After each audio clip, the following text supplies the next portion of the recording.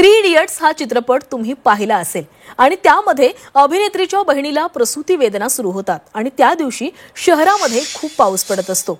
त्यामुळे रुग्णवाहिका येणं शक्य नसतं आणि त्यावेळी रॅन्चो हा डॉक्टर असलेल्या मैत्रिणीला व्हिडिओ कॉल करून तिची प्रसूती करतो।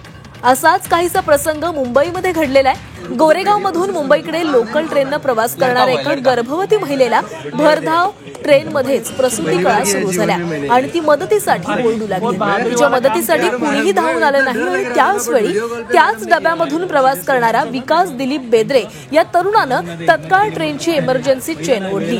यामुळे राम मंदिर रेल्वे स्थानकावर लोकल थांबली। महिलेचं बाळ हे अर्ध बाहेर आणि अर्ध आत अशा नाजूक स्थितीमध्ये अडकलेलं होतं। रेल्वे स्टेशनवर तातडीनं कोणतीही वैद्यकीय सुविधा उपलब्ध नव्हती।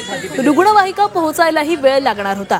हा प्रसंग पाहून विकास बेद्रे यानं जराही वेळ न घालवता तातडीनं त्याची मैत्रीण असलेल्या एका डॉक्टरला व्हिडिओ कॉल केला आणि महिलांच्या मदतीनं रेल्वे स्टेशनवर महिलेची सुखरूप प्रसूती केलेली आहे। रात्री 1:30 ते 2च्या सुमारास राम मंदिर स्टेशनवर बाळाच्या रडण्याचा आवाज घुमला।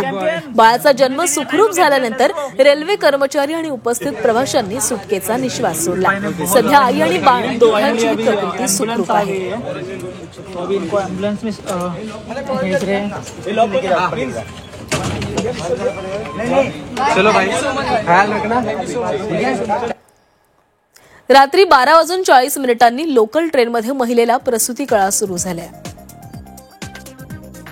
विकास बेद्रेनं गांभीर्य ओळखून ट्रेनची इमर्जन्सी चेन ओढली। लोकल ट्रेन राम मंदिर रेल्वे स्टेशनवर थांबली। बाळ अर्धवट बाहेर आल्यानं महिलेची अवस्था अत्यंत गंभीर होती।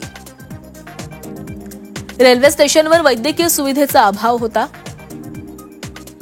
रुग्णवाहिका येण्यास उशीर लागणार होता। विकास बेद्रेचा या तरुणानं मैत्रीण डॉक्टर देविका देशमुखला व्हिडिओ कॉल केला। डॉक्टर देविका देशमुखच्या मार्गदर्शनाखाली महिलेला त्यानं मदत केली।